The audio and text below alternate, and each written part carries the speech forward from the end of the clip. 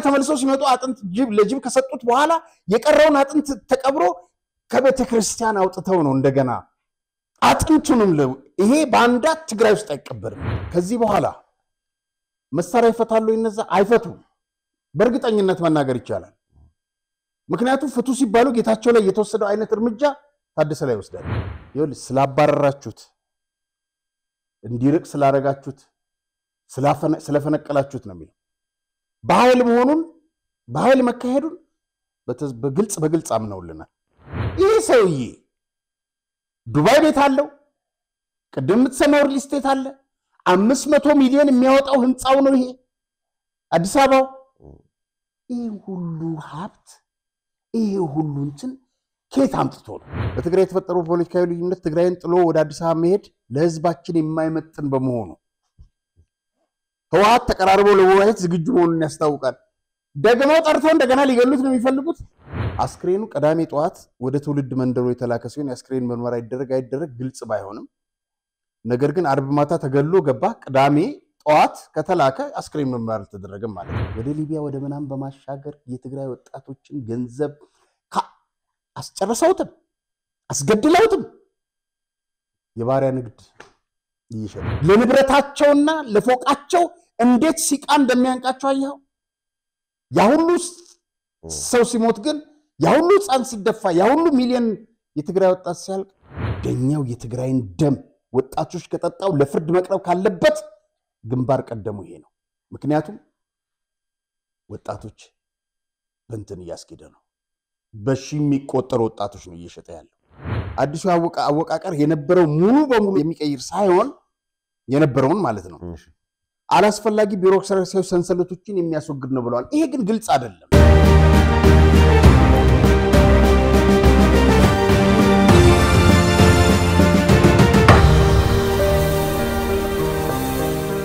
ሰላም ጤና ይስጥልኝ ተመልካቾቻችን እንደምን ሰንብታችኋል? የምትመለከቱት በአማራጭነት የመጣው አዲስ ጉዳይ ቻናላችን ነው።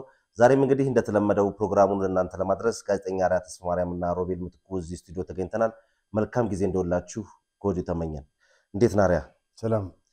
ዛሬ እንግዲህ በርካታ ርዕሰ ጉዳዮች አሉ። ወደዛ ከመግባታችን በፊት እንግዲህ ለተመልካቾቻችን ሁሌም እንደምናደርገው መልእክት እናስተላልፋለን።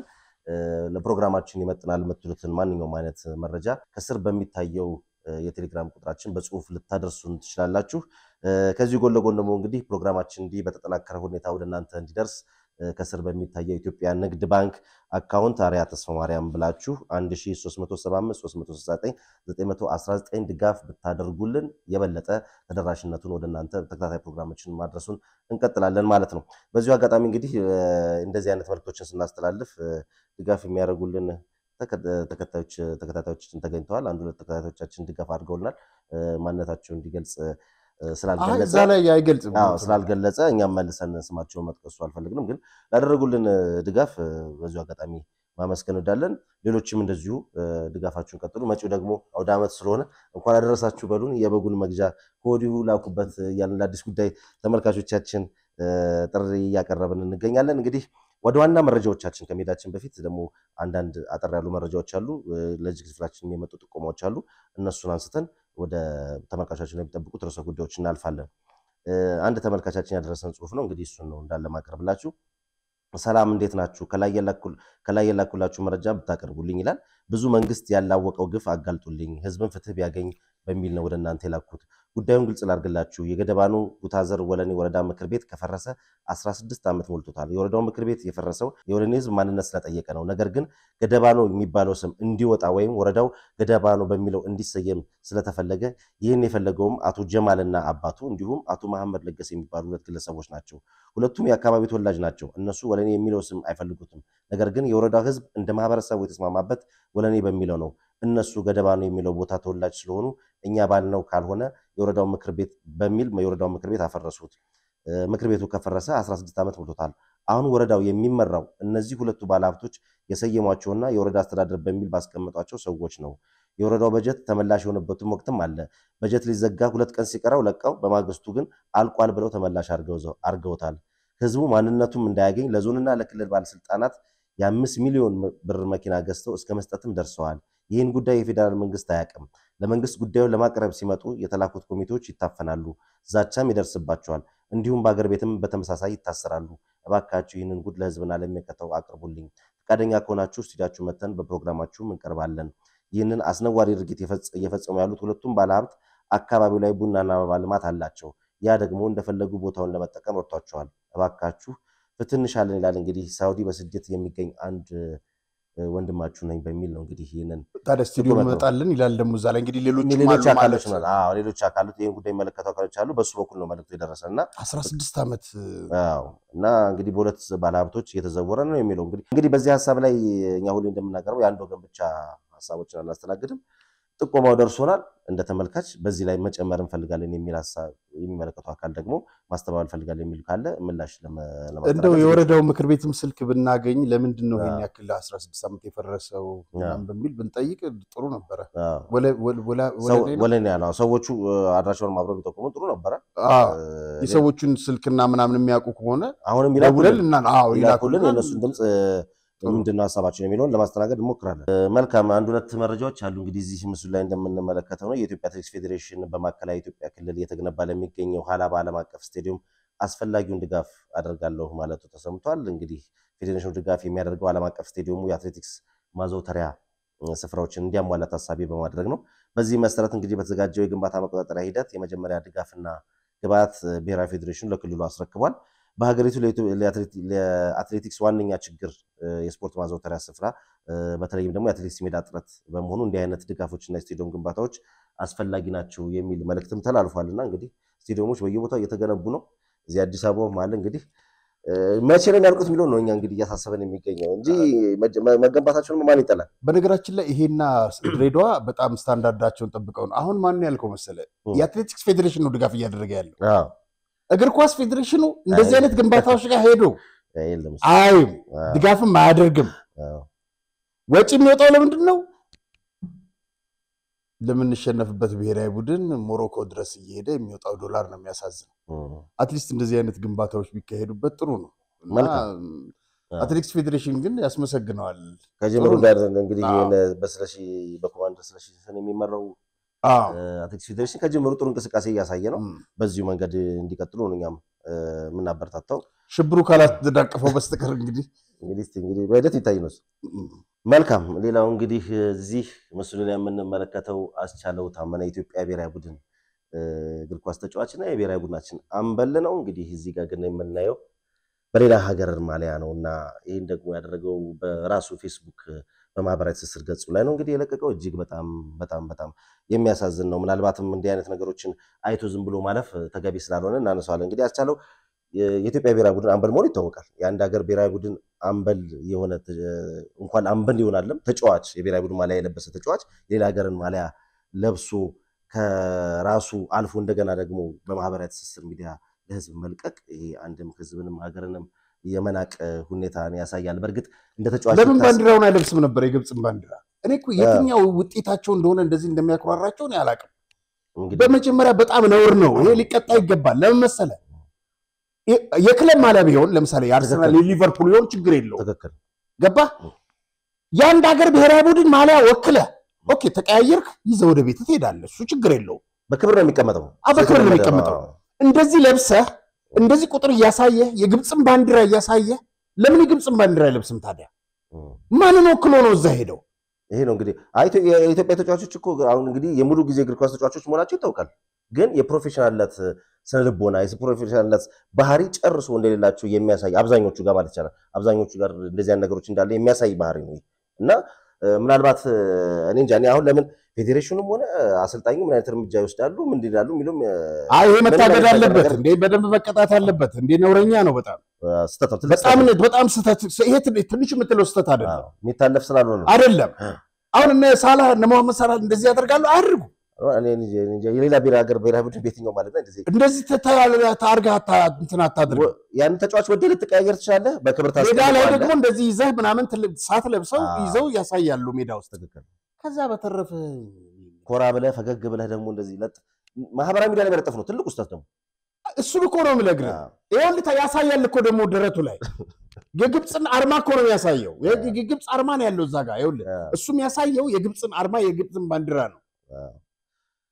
ቢለብስ ይሻለው ነበር የግብፅን እንትን ሞሳላን ወደድኩት ካለ የሊቨርፑልን ቢለብስ ኖርማል ነው መደገፍ መብት ነው እሱ ኖርማል ነው እና እንዲህ አይነት የማይታለፍ ስህተት ነው በጣም ይሄ ነው በቃ ፕሮፌሽናልነት እኮ የፕሮፌሽናሊዝም ባህሪ ይጎላቸዋል የሚላልኛ ተጫዋቾች ይሄ ነውና በነገራችን ላይ የአስታሉ ስህተት እየመነጨው እንግዲህ ከስር መሰረቱ ካየ ነው የትኛውን ውጤት ሲያመጡ ነው ግን እንደዚህ እየወጡ እንደዚህ የሚያደርጉት እሱ እንዳለ ሆኖ ይሄ የዚህ ተሸነፈ በግብጽ ተሸነፈ 2-0 ተሸነፈ እንደገና እሱን ያሸነፈን ማሪ አርገ የግብጽን በጣም ያሳፍር ነው የፌዴሬሽኑ እንግዲህ በሙያተኞች አለ መመራቱ ትልቁ ችግር እውነትን ነው በሙያተኛ የሚመራ ቢሆን ነው ፕሮፌሽናሉን እየጠበቁ ያንን ነገር ያሳያዟቸው ይላሉ እንግዲህ የዛ ፍሬ እዚህ ደረጃ ደርሷል እንደ ባህሩ ዘውዴ ወጥቶ የሚያወሩት ስለምን መሰለ ብሔራዊ ቡድኑ እንደዚህ ሄዶ ምናምን ይሄን ያክል ወጪ አወጣ ምናምን እንግዲህ እንዳይጠየቁ ይመስለኛል ዝም ብለው ስለወጪ ነው የሚያወሩት ስለ ብሔራዊ ቡድኑ ማለለበሰ እንደዚህ አዋረደን ምናምን ግዴላቸው እነሱ እግሮች ሁሉ ወደ ዲኤምሲ ያመራሉ በመዲናችን አዲስ አበባ በለቡ መብራት ላይ እየገነባን ባለነው በተንጣለለ መንደር ውስጥ የዲያስፖራ አንድ መንደራችንን ሸጠን መጨረሳችን ይታወቃል አሁን ደግሞ ሲቲቪው የሆነውን እጅግ ውብና ማራኪ እይታ ያለውን ብሎክ በልዩ ቅናሽና በማራኪ ዲዛይን በ8% ቅድሚያ ክፍያ ለሽያጭ አውጥተናል በመሆኑም ቀድመው ለሚመጡ 10 ደንበኞች ብቻ ባለ አንድ መኝታ በ432 ሺህ ብር ቅድመ ክፍያ ባለ 2 መኝታ በ651 ሺህ ብር ቅድመ ክፍያ ባለ 3 መኝታ በ940 ሺህ ብር ቅድመ ክፍያ ባለ 4 መኝታ በ1,300,000 ሺህ ብር ቅድመ ክፍያ ከ60% የባንክ ብድር ጋር አቅርቦሎታል በጥራትና በታማኝነት በግንባታው ዘርፍ ከ27 ዓመት በላይ በዘለቀው ዲኤምሲ ሪል ስቴት የቤት ባለቤት ይሁኑ ለበለጠ መረጃና ለሳይት ጉብኝት ከታች ባለው ስልክ ይመዝገቡ ደስታው እዚህ ይጀምራል ዲኤምሲ ሪል ስቴት እንግዲህ በይፋውራኞች ናቸው ህዝብን በይፋ ይቅርታ የሚጠይቅበት እድል አለ እንግዲህ ቢጠይቅ የተሻለ ነው እኛ እንደ ባለሙያ ምን መክረው ይሄንን ነው እንደ ሚዲያ ባለሙያነታችን ስተሰርታል ይሄን አርግ ነው ምንለው ሌላው እንግዲህ ውሳኔው ያሰልጣኙና የፌዴሬሽኑ ምን ይወስናሉ ባባለት ያስቀጥታሉ ስተት ብለ የምታልፈው ነገር አይደለም የሰው ሀገር ማሊያ አይባለፈው ብሽሽቅ ነሽ ታሳውሳለህ እንደውም እናንሳው ብለን እኮ አይ እንደዚህ ነገሮች እንለፍ ልጁ ላይ ፎቶሾፕ ሰርተውበት ቦርጫ ምናምን አድርገው ተለቀቁ ጊዜ በጣም ብዙ ሚዲያዎች ብዙ ሰው ጮውለታል ስተት ነው እንደዚህ የሱ አይደለም ተብሎ ከዛ በኋላ ቦርጫቸውን ገልጠ እንትን ምንድነው ሰውነታቸውን ገልጠ ያሳዩ ጊዜ ያኔ ህዝብ ንቀት ነው መበሻሸቅ እሱን አልፈን ነበር ደግሞ አሁን እንግዲህ ከፋው ነገር ምን አለ እግራቸውን ቢያሳዩን ምን ጥሩ ተጫውተው ቢያሸንፉና እንደዛ ቢኩራሩ ጥሩ ተሸነፈ ሆደን እየገለጥ ታሳያለን መልካም እንግዲህ ሌሎች ተጫዋቾችም አንበል እንደሞር መጣ ሌሎች ተጫዋቾችም ይሄን ነገር እንዳይከተሉ አሪያ መሆን ይጠበቅበት ነበር እኛም ደግመን እንደዚህ ደጋግመን የተቸነው ከዚያ እንኳን ሌሎችም በዚህ አይነት መንገድ ውስጥ እንዳይሄዱ ከማሰብ ነው እንጂ ሌላ አላማ ስለሌለን ወደ ሌላ ርዕሰ ጉዳይ ብንገባ ይሻላል እስቲ ወደ ዋናው ርዕሰ ጉዳያችን ንግባ እንግዲህ አዲሱ በትላንትናው ዕለት እንግዲህ ትግራይ በፌደራል መንግስት ሁለተኛ ውክልናዋን አግኝታለች ማለት ይቻላል ፕሮፌሰር ክንድያ እንግዲህ ሹመት ተሰጥቷቸዋል እዚህ ምስሉ ላይ የምንመለከታቸው እሳቸውን ነው ለመሆኑ ፕሮፌሰር ክንድያ ማን ናቸው ብዙዎች የሚያውቋቸው እንግዲህ የመቀሌ ዩኒቨርሲቲ ፕሬዝዳንት ሆኖ ነው ከዛ ጀርባ ምንድነው የሚለው ነገር ሰዎች ማወቅ ይፈልጋሉና ማን ናቸው እስቲ ሹመቱን እንዴት አየው ፕሮፌሰር ክንድያ ገብረሕይወት ትላንት በጠቅላይ ሚኒስትር ዶክተር አብይ ሹመት አግኝተዋልና የትምህርት ሚኒስትር አማካሪ ሚኒስትር ዴታ አድርገው ነው የተሾሙት በትላንትናው ዕለት ወደ ስራ ገብተዋል ጥሩ ነው መሾማቸው ለረጅም ዓመታት የመቀሌ ዩኒቨርሲቲ ፕሬዝዳንት ሆነው አገልግለው ነበር ጦርነቱ ሊጀምር 2 ወር ሲቀር ይመስለኛል ከስልጣን ከፕሬዝዳንትነት የተነሱት በዚህ በዩኒቨርሲቲው በኢትዮጵያ ዩኒቨርሲቲ ህግና መመሪያ መሰረት ዝርዝር እንትን አለው ነጥብ አለውና እንግዲህ በጦርነቱ ወቅት ደግሞ የውጭ ግንኙነት ጽሕፈት ቤት ከፍተኛ አመራር ሆነው ሰርተዋል በጣም የሚገርም ነገር ወደ በረሃ ሊሄዱ ሲሉ ማለት ጦርነት ተከፍቶ ሰሜን ዕዝ ተመቶ አትክልት ኃይለሥላሴ ከንቲባ የመቀሌ ከንቲባ ነበር ደውሎለት ነበር አብረው ነበር ይሰሩ የነበረው ዩኒቨርሲቲ ውስጥና እንዳትሄድ እነዚህን ሽማግሌዎች ተከተለ እና በጭራሽ አልሄድም ብሎ ነበር ይሄንን ነው በስልክ ያወሩት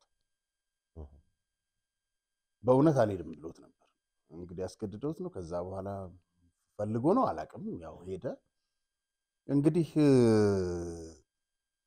በጊዜያዊ መስተዳድር ውስጥ ከነበሩ እና በህወሓትም ውስጥ በቃ ጭንቅላት፣ ብቃት፣ ችሎታ፣ ሙያ የምትለውቸው ነገሮች በሙሉ ይዘው የነበሩት ጌታቸውና ፕሮፌሰር ክንደያ ናቸው የተጠቀሱት በጉልህ።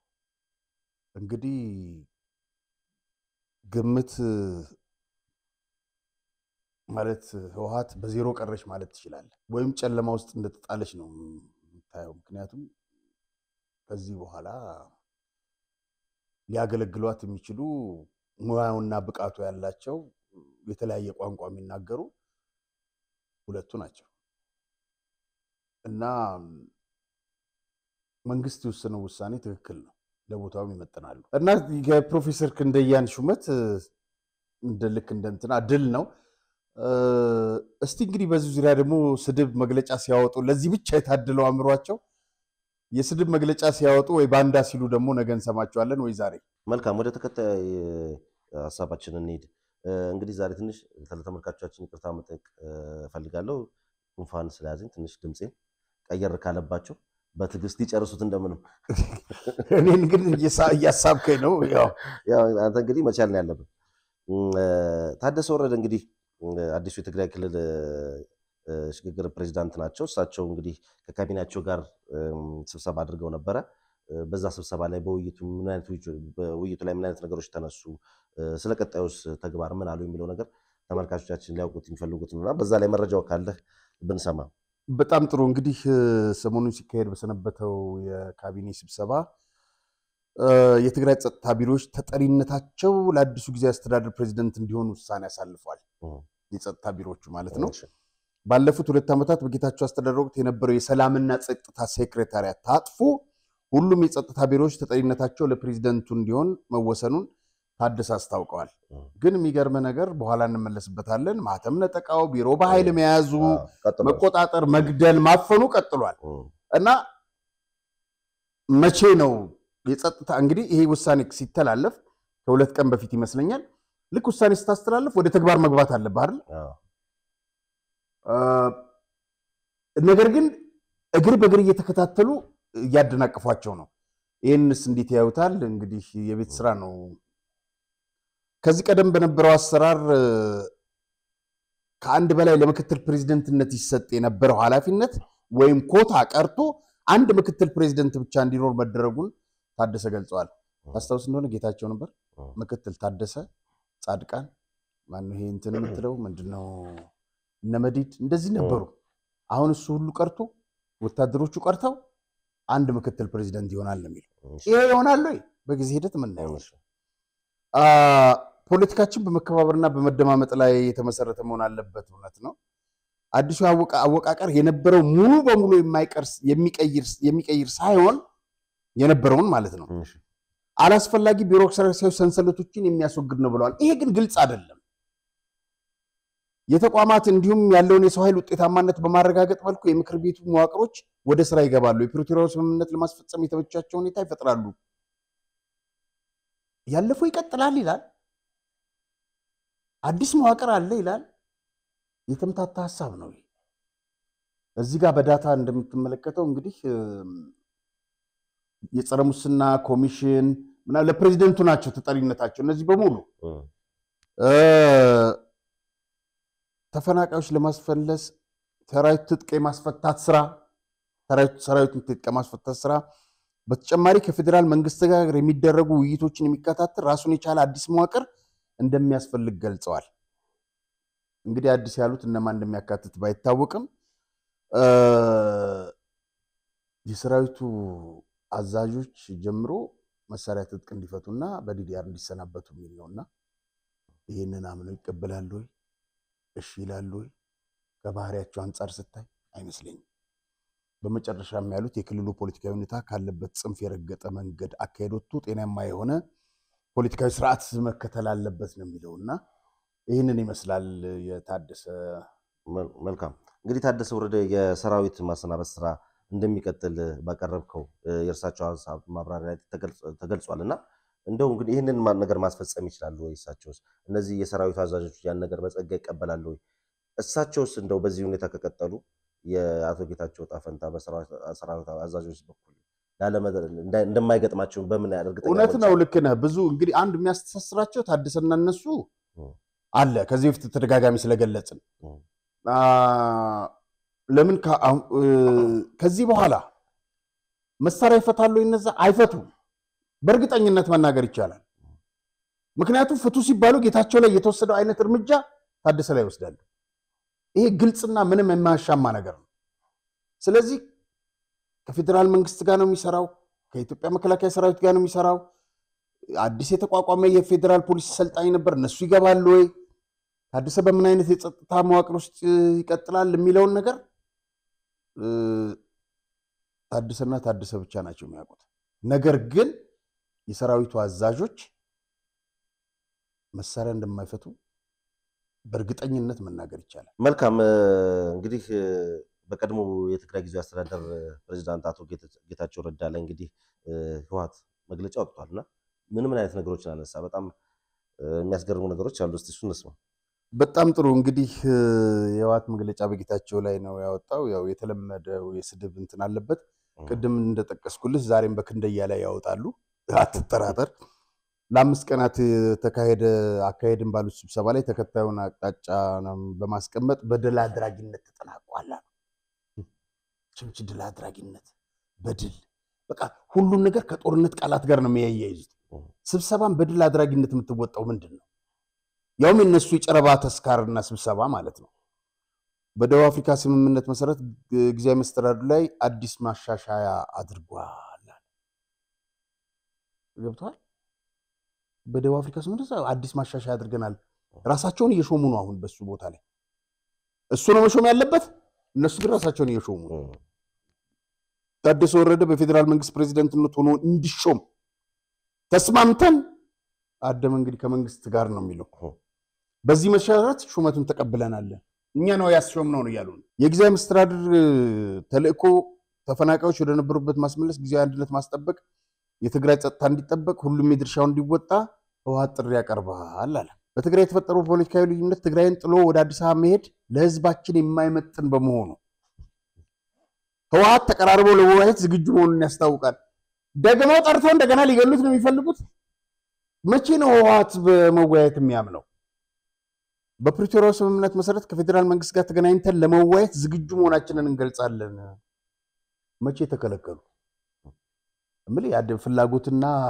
ዋናው አላማቸው የትግራይን ህዝብ በኃይል ጨፍልቆ ስልጣናቸውን ማራዘም ነው እንጂ አሁን የፕሪቶሪያው የምናምን አንዱን ገጽ እኔ ያነበቡትም አይመስልኝም ያነበቡትም ነጌታቸው ናቸው እና ዝም ብለው ስምምነት ይሏታል እንጂ አይተውትም አያውቁም አሁን ከመንግስት ጋር ለመነጋገር ዝግጁ ነን መቼ እንነጋገር ተባለ ሲመጡ እነሱ ጌታቸውን አባረልን የሚትል አጀንዳ ነበር ይዘው የኢትዮጵያ መንግስት አሉ ደግሞ ይችን ብለው የደቡብ አፍሪካ ስምምነት እየጣሰ የሚያወጣቸው አዋጆች ደንቦችና መመሪያዎችን በማሻሻል ፕሪቶሪያ ማዕከል ያደረገ ስምምነቱን የከበረ ፖለቲካዊ እንዲደረግ ህወሓት ዝግጁ መሆኑን ያስታውቃል በምስራቅ አፍሪካ ሰላም የሚያደፈርሱ እንቅስቃሴዎች ቆመው ገባ በምስራቅ አፍሪካ ነገሮች በሰላማዊ መንገድ መፍትሄ እንዲያገኙ ህወሓት ማስገንዘብ ይሻል እቺ ማለት ምን መሰለ የኢትዮጵያ መንግስት ከሻቢያ ጋር ጦርነት ውስጥ ተፋጣቸዋልና ታው ሽማግሌ ሆኖ ማለት ነው አሁን ስለ ሽምግልናና ስለ ውይይት ድርድር ያደመ ቡድን የማውራት ሞራል አለው እንዴ ስንት ነው ከመንግስት ጋር ይሄ ጦርነት ይቁም እንደራደር ምናምን ሲባል በጭራሽ ብለው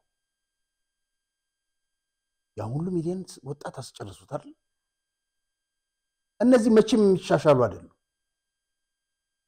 ግን አሁን ተቆርቋሪ መስለው አሸማጋይ መስለው የሰላም ቀንዲል መስለው ሊቀርቡ ይሞክራሉ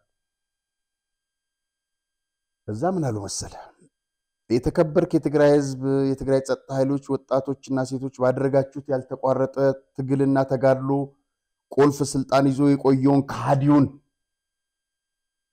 የጊዜያዊ አስተዳደር ከስልጣን እንዲወገድ ልብበል እንዲባርና እንዲርቅ በማድረግ በመተኩ አዲስ ጊዜያዊ መስተዳድር ተተክቶ እንዲዋቀር ስላደረጋችሁ ከፍ ያለ ምስጋና እና ክብር ህወሓት ያቀርብላችኋል ይሁን ስላባረራችሁት እንዲርቅ ስላረጋችሁት ስለፈነቀላችሁት ነው የሚለው በኃይል መሆኑን በኃይል መካሄዱን በግልጽ አምነውልናል። ይህንን ነው እንግዲህ አምልህ በኃይል ጌታቸውን እንዳባረሩ ሰራዊቱ ገለልተኛ ነው የሚባለው ውሸት እንደሆነ እሱን ተጠቅመው መፈንቅለ መንግስት አካሄደው እንዳባረሩት ወይም በእነሱ ቃል እንዳስወገዱት ቃላቸውን እየሰጡን ነው። መልካም። ምናልባት ከዚሁ ጋር ተያይዞ እንግዲህ ቀድሞ የህወሓት አባል የነበሩት ወይዘሮ ኬሪያትን ቃለ ምልልስ ሰማኸው? በከፊል የሰማሁት ሮቤል፣ ትንሽ ላይቭ ላይ ያለ እንቅልፌ ማስቸገረኝና ተኛውኝ። እዛ ላይ ያነሳቸው ነጥቦች አሉ። እሺ፣ ምናልባት በተለይም ደግሞ ሚስጥር ያወጡበት ሁኔታ ተብለው ለተጠየቁት ጥያቄ የመለሱት ምላሽ ነበርና ምናልባት እዛች ላይ እሱን ነገር እናንሳ። እንዲሁም ከዛን ጎን ለጎን ደግሞ እንግዲህ ህወሓት በየጊዜው በስብሰናል፣ እንደገና ታድሰናል፣ በስብሰናል፣ ታድሰናል ይላልና በስብሰናል ያልን ጊዜ ህዝብ በቃችሁ ቢለን ኖሮ ይሁሉ ነገር አይመጣም ነበር። አዎችን ኃይላት ሰምቻታለሁ። በጣም የሚገርማቸው ብዙ ቆንጆ ነገሮችና ትክክለኛ ሀሳቦችን አንስተዋልና ህወሓት ሚስጥሬን ለፌዴራል መንግስት አሳልፋ ሰጥታብኛለች ብሎ እንግዲህ በተደጋጋሚ ይከሳቸው ይወቅሳቸው ነበረ። እርሳቸው ግን እኔ እንዲህ አላደረኩም፣ ለህዝቤ ስል ለዓላማዬ ስል ይህንን ነገር አላደረኩም፣ ፌዴራል መንግስትም የሚስጥር ጥረት ነበረበት ወይ የሚለው ራሱ ያስገርማል። የሚስጥር ጥረት አልነበረበትም፣ ከኔም የሚፈልገው ነገር አልነበረም ሲሉ ተደምጠዋልና እንግዲህ ይሄ ቃል ትክክል ነው ወይ የእምነት ክደት ቃል ነው ወይ ብሎ ማሰብ ይቻላል ወይ? አይ እውነትነትም አለው። ከዚህ በፊት በተደጋጋሚ ስለገለጽ ነው ያው ቃሏን ሰጥታለች። እኔ በእንድነው በህወሓት ላይ መስክር አላልኩም ምናምን በድምጽ የተቀዳ ማስረጃ ስላለ የትኛው ቢሮ እንዳለም ስለምናውቅ ለጊዜው እንለፈው። ወደፊት መሄድ ስለምንፈልግ ግን ወደዚህ ግን መስመር መጣታቸው ግን ጥሩ ነው። ግን ምን መሰለህ እንትኑ ላይ ህወሓት የበሰበሰ ድርጅት መሆኑን የማይለወጥ ድርጅት መሆኑን ይሄን መግለጿ በጣም ጥሩ ነው። በዚህ ላይ ብታተኩር ይሻላል። ሌላውን እንተወው። መልካም።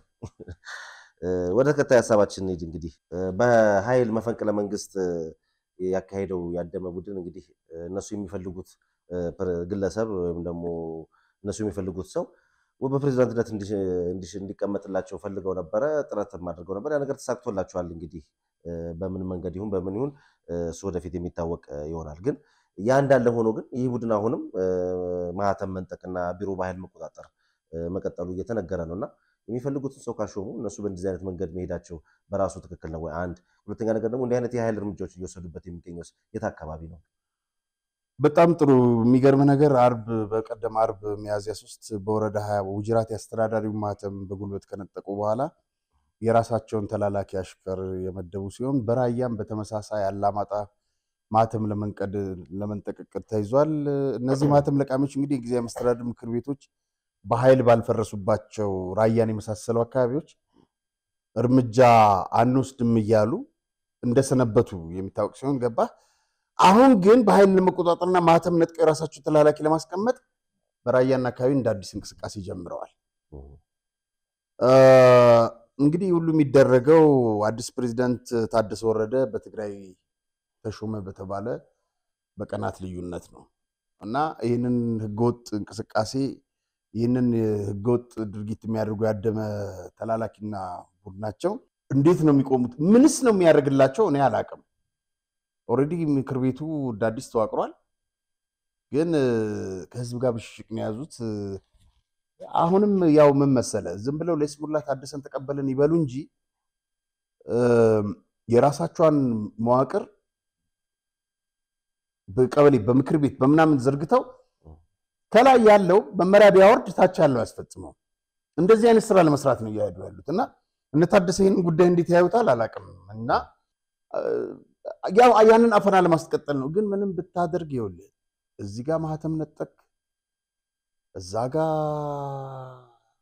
ምክር ቤት ቆረጥክ፣ የራስን ተላላኪ መደብክ፣ ህዝብ አንድ ጊዜ ገንፍሏል። አሁን ያንን የገረፈለ እንትን ልትመልሰው አትችልም።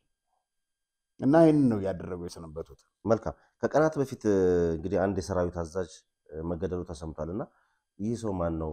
ገዳዩስ ማን ነው? የት አካባቢ ነው ግድያውስ የተፈጸመው? አዎ በጣም ጥሩ። እንግዲህ ባለፈው አርብ ሚያዝያ 3 ምሽት ላይ ነው ግድያ የተፈጸመው።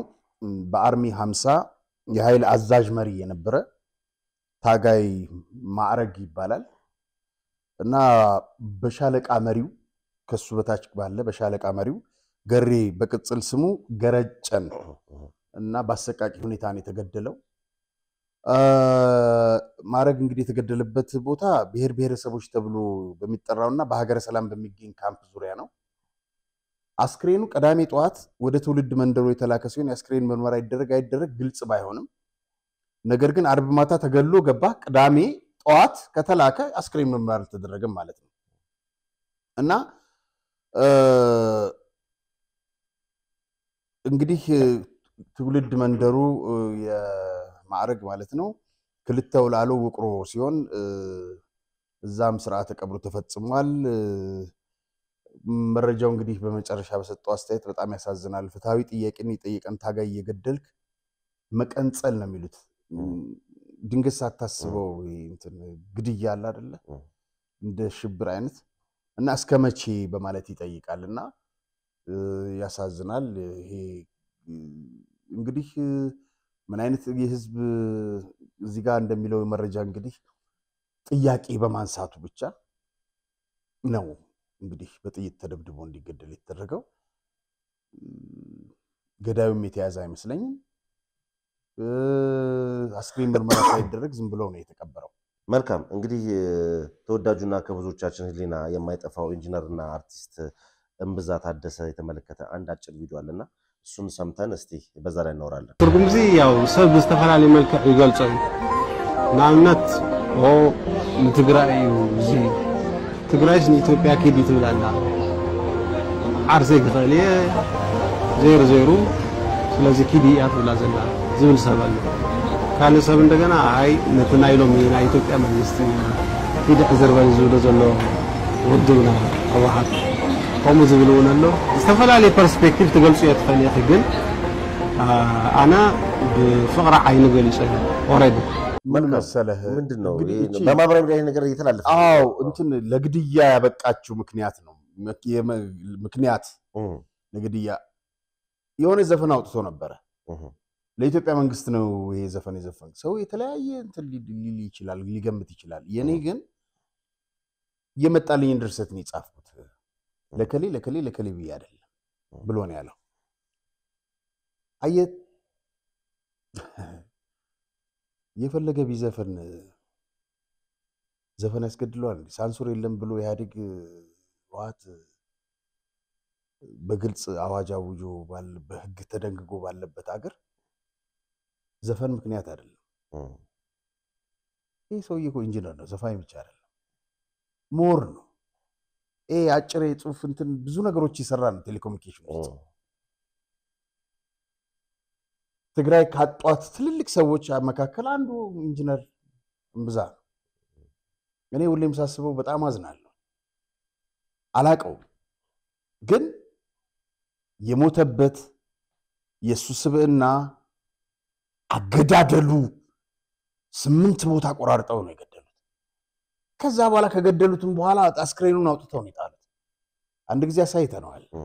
ከዛ እንደገና ተመልሰው ሲመጡ አጥንት ለጅብ ከሰጡት በኋላ የቀረውን አጥንት ተቀብሮ ከቤተ ክርስቲያን አውጥተው ነው እንደገና አጥንቱንም ይሄ ባንዳ ትግራይ ውስጥ አይቀበርም።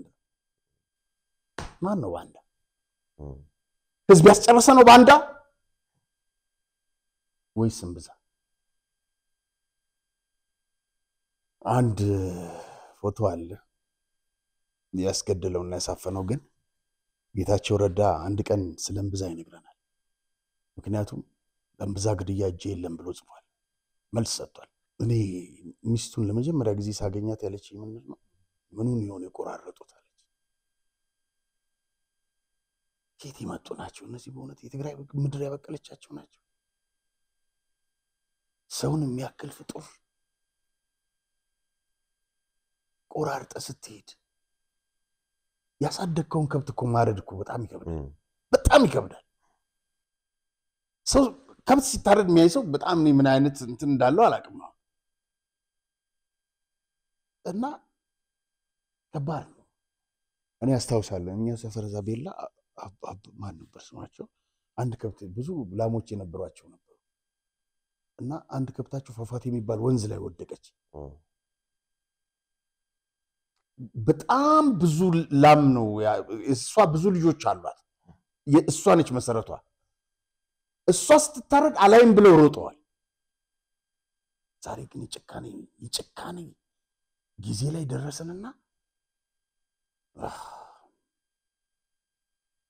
ሁለት ልጆች ሁሉ አልፋና ያሳዝናል ብቻና የመገደያው ምክንያት ተብሎ ነው የቀረበው አልሆነም እንጂ እኮ ሮቤል ጌታቸውም ላይ ተመሳሳይ ነገር ነበር የሚፈጽሙት አልተሳካላቸውም እንጂ መልካም እንግዲህ በመጨረሻ አነጋጋሪ ወደ ሆነው የድምጽ ማስረጃ እንለፍ እንግዲህ አንዱ በአማርኛ ሲሆን ሁለተኛው ደግሞ በእንግሊዘኛ ነው እሱን ሰምተን እንመለስ ሄሎ አቶ ፊቴ አቤት እንደምን ዋልከው እንደበ አለ ይመስገን ሰላም ነው አለ የተረዳዳን መስሎኝ ነበር እንደገና አወጣችሁት ነው እየሰማሁ ያለው አቶ ፊቴ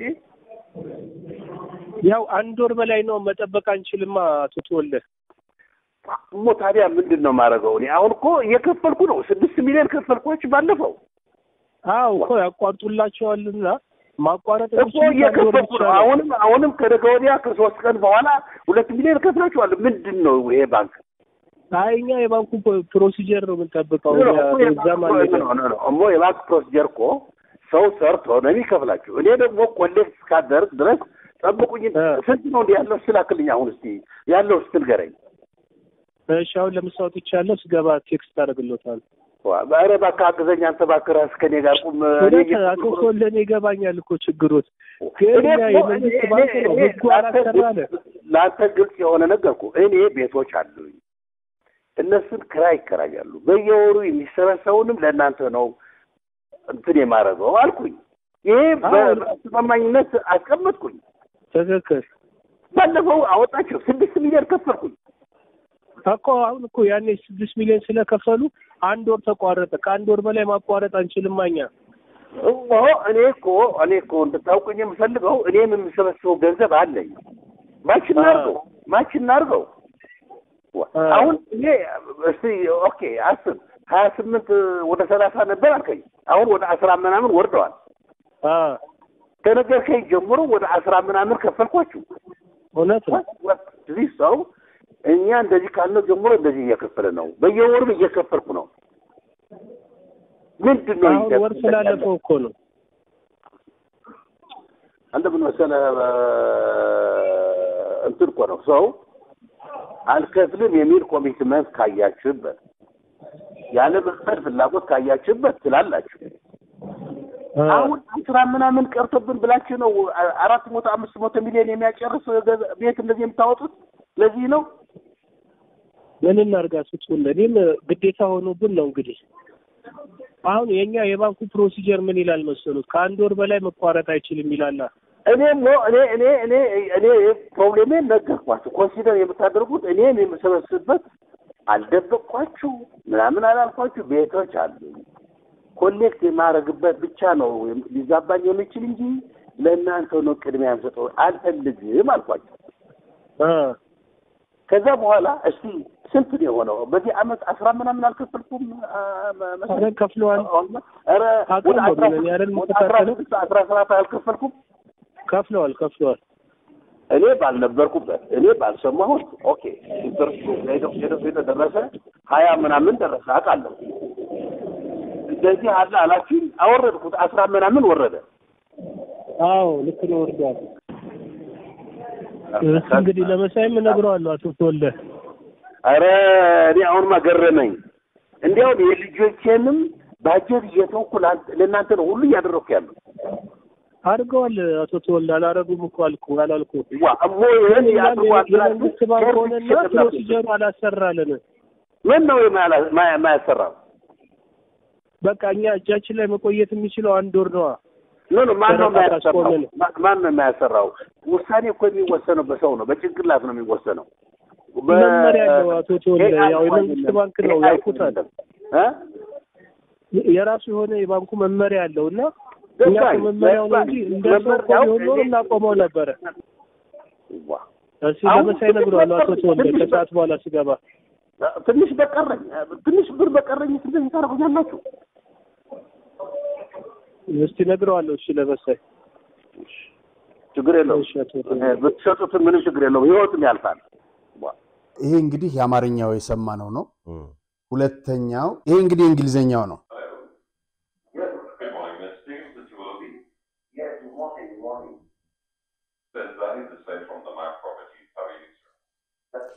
እንግዲህ ደዋዩ ሰላምታ ከሰጠው በኋላ ከማይክ ፕሮፐርቲስ ነው የምደውለው አለው።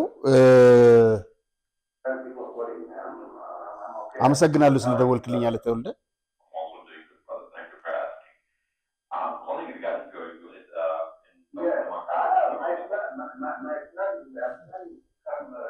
የቤቱን ጉዳይ እዚህ ሪል ስቴት ነው ይመስለኛል ካምፓኒ ነውና ውሉን የደብዳቤውን ማለት ውሉን እንትን ማድረግ እንችላለን ወይ ብሎ ይለዋልና መቋጨት እንችላለን ወይ አይነት ነው ጥያቄውና እኔ ኢሜል እና ደብዳቤዎቹን ልክልሃል በኢሜል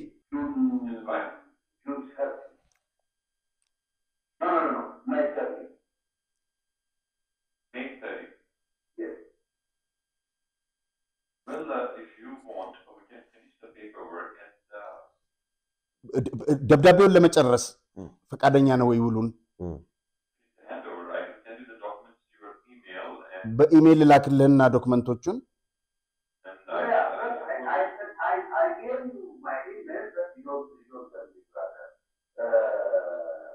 ሰጥቼ ነበረ የዋትስአፕ ቁጥርህን ልትልክልኝ ይችላልህ ይሏል ተወልደ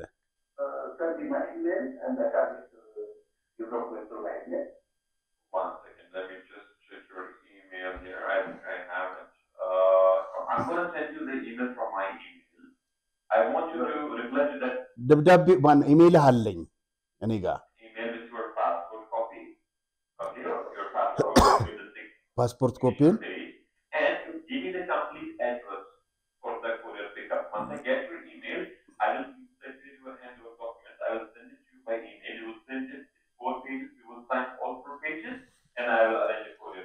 አራት ገጽ ነው ደብዳቤው የፓስፖርት ኮፒን እሱን ፕሪንት ካደረክ በኋላ ፈርመ በዲኤችኤል ላክልንና የዲኤችኤል መላኪያውን እኛ ሸፍናለን ነው የሚሉት ገተወልደ ገንዘብ አጥቶ እንግዲህ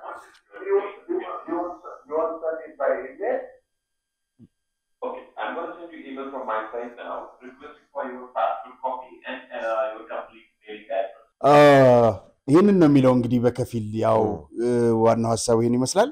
መልካም ስለተወልደ እንደው ደገመን ብዙ መረጃዎችን አውጥተናልና ሁለቱን የድምጽ መረጃዎች ራሱ እንዴት አገኛቸው? አንድ ከዚህም ነው ስለ ባለቤታቸውና ሌሎች የሙስና ተግባራት መቼ መረጃ ይኖራል ብዬ አስባለሁና የምታውቀው ነገር ካለ እሱንም ደግሞ አብረን አንድ ላይ ያዘብና እናሳት። ሮቤል ከዚህ ቀደም እንዳጋለጥ ነው በዚህ በስክሪኑ ላይ እንደምትመለከተው ወደ 6 ፎቅ ህንጻ ገርጂ ጋር አለው። ቅድም በስልኩ ላይ ሰምተዋል። እንባ እየተናነቀው ከኢትዮጵያ ንግድ ባንክ ጋር ልክ የሆነ ልጆች የሞቱብህ ምናምን ነው የሚመስለው። እኔም እንዴት ሲቃ እንደሚያንቀው አይተዋል ሰምተዋል።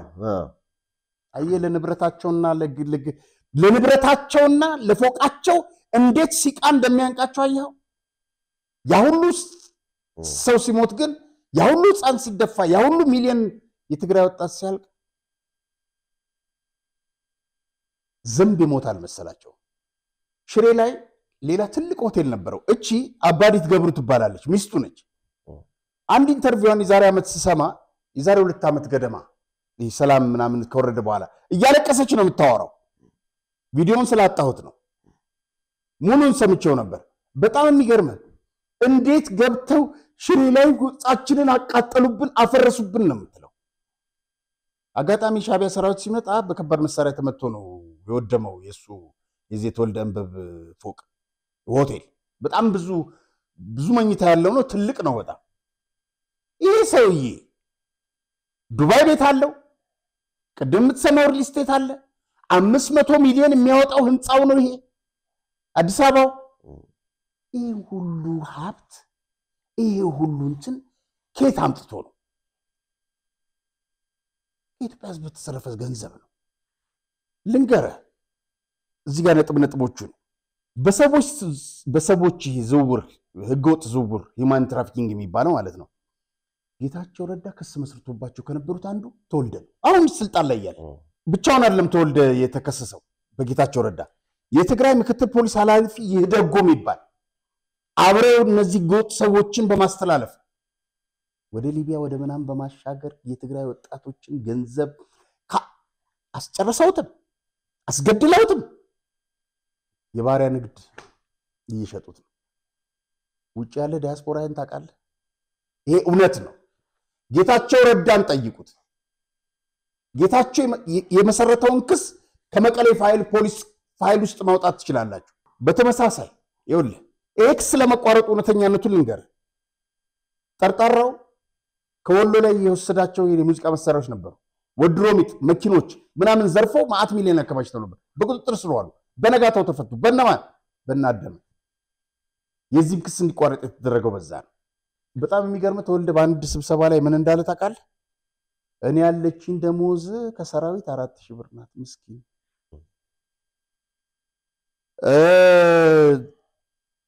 በጣም የሚገርም በተወልደ ዙሪያ አንድ ከፍተኛ መንግስት ባለስልጣን አስተያየት ጠይቂያቸው ያሉኝ ልንገር። ሙያዊ ችሎታቸው ስልጣን መያዝና ስልጣኑን በመጠቀም ሀብት መሰብሰብ ነው። በስልጣን ከለላነት የሰውንና የህዝብ ሀብት መዝረፍ ይህን ለማሳካት እስከ ውጊያ መክፈት ይደርሳሉ። የሀገርና የህዝብ ጥቅም ጉዳያቸው አይደለም። የኢትዮጵያ ማፊያ ቡድን ማለት ህወሓት ነው። የኢትዮጵያ ማፊያ ቡድን ማለት ህወሓት ነው። ሻዕቢያ ከሲሲሊ ማፊያ ተምሯል፣ ህወሓት ደግሞ ከሻዕቢያ ተምሯል እና ልናልቅ ነው ምናምን ብሎ ሶስተኛውን ሳይቀድሙ እንቅደማቸው ብሎ ጦርነቱን ጅቡቲና እንትን ላይ አዙሪት ላይ ተጽፏል። ጅቡቲና ሲሸልስ ነው ምናምን ድርድር እየተደረገ ማለት ነው ሶስተኛ ዙር እንዳይከፈት በጣም በሚስጥር ነበር የተያዘው ትዝ ይልህ እንደሆነ እና እኛም አናቅም ማንም አያቅም ስለዛ መረጃ እየተገናኙት ኖ ሳይቀድሙ እንቅደማቸው ብሎ ጦርነት ያስከፈተው ይሄው እባካችሁ ጦርነቱን እናቅም ተብሎ መቀሌ ደጃፍ ሲከበብ የሰራዊት አዛዦችና መንግስት ግር ስለወደቀው ይሄን ብቻም እንዳይመስልህ ከሰሞኑ ከቀናት በፊት ከአንድ ሚዲያ ጋር ኢንተርቪው አድርጓል እና ትግራይ ላይ ያለው አሁን ህወሓት እየተከተለው ያለው የመንገድ እንደዚህ አንዳንድ ነገሮችን ተችቷል እዛ ላይ እሱ የራሱ ችግር ነው። በጣም የሚገርምህ ከትላንትና ልክ ይችን እንደተናገረ ከትላንት ወዲያ ማታውኑ ጀምሮ ትላንትና ቅስቀሳ ተጀምሮበታል ተወልደ ላይ ማን እናደመ ያጻፉበት ነው በእነማን በራሳቸው ልሳኖች ላይ ከፍተኛ ማጋለጥ ወይም እንትን ነው የያዙበት። ምክንያቱም ምን መሰለ የሰራውን ስራዎች እንደሚያጋልጡት ዳር ይያሉ ነው እና ብዙ ነገር ነው የጻፉበት። እሱ እርስ በርስ ይባሉ እዛው አይመለከተንም እና ነተወልደ ግን አንደኛው የትግራይን ደም ወጣቶች ከጠጣው ለፍርድ መቅረብ ካለበት ግንባር ቀደሙ ይሄ ነው። ምክንያቱም ወጣቶች በእንትን እያስኬደ ነው። በሺ የሚቆጠሩ ወጣቶች ነው እየሸጠ ያለው። ይሄን ይመስላል። መልካም እንግዲህ ለዛሬው የሚበቃን ይመስላል ይበቃን ይመስለኛል። እንግዲህ የኔንም ጎርነን ያለ ድምጽ ችለው ተመልካቾቻችን እዚህ ድረስ መቆየታቸው ከዛ በፊት ግን ያው ምልህ ሰብስክራይብ አድርጉ። ሰብስክራይብ ሼር አድርጉ። እንትኖቹ ቪዲዮቹ እንዲደርስ አድርጉ። ተደራሽ እንዲሆን ላይክ ድጋፍ አድርጉ ምናምን ብዬ አለለም ልመና ውስጥ አልገባም። እንኳን አደረሳችሁ በሉ ነው የሚባለው። ዛሬ በተዘዋዋሪ ለባህሉ እንኳን አደረሳችሁ በሉ ነው የሚባለው። ስለነበረ ቆይታ እጅግ አድርጌ አመሰግናለሁ። የተከበራችሁ ተመልካቾቻችን የዕለቱን መሰናዷችን ይመስል ነበረ። ፕሮግራሙን አዘጋጅተን ወደ እናንተ አደረስላችሁ ጋዜጠኛ ራያት ሱማሪያምና ሮቤል ምትኩነን። ዳግም በሌላ ዝግጅት እስክንገናኝ ድረስ እስከዛው ሰላም ቆዩ። እግሮች ሁሉ ወደ ዲኤምሲ ያመራሉ። በመዲናችን አዲስ አበባ በለቡ መብራት ላይ እየገነባን ባለነው በተንጣለለ መንደር ውስጥ የዲያስፖራ አንድ መንደራችንን ሸጠን መጨረሳችን ይታወቃል። አሁን ደግሞ ሲቲቪው የሆነውን እጅግ ውብና ማራኪ እይታ ያለውን ብሎክ በልዩ ቅናሽና በማራኪ ዲዛይን በ8% ቅድሚያ ክፍያ ለሽያጭ አውጥተናል። በመሆኑም ቀድሞ ለሚመጡ 10 ደንበኞች ብቻ ባለ 1 መኝታ በ432 ሺህ ብር ቅድመ ክፍያ፣ ባለ 2 መኝታ በ651 ሺህ ብር ቅድመ ክፍያ፣ ባለ 3 መኝታ በ940 ሺህ ብር ቅድመ ክፍያ፣ ባለ 4 መኝታ በ1,300,000 ሺህ ብር ቅድመ ክፍያ ከ60% የባንክ ብድር ጋር አቅርቦሎታል። በጥራትና በታማኝነት በግንባታው ዘርፍ ከ27 ዓመት በላይ በዘለቀው ዲኤምሲ ሪል ስቴት የቤት ባለቤት ይሁኑ። ለበለጠ መረጃና ለሳይት ጉብኝት ከታች ባለው ስልክ ይመዝገቡ። ደስታው እዚህ ይጀምራል። ዲኤምሲ ሪል ስቴት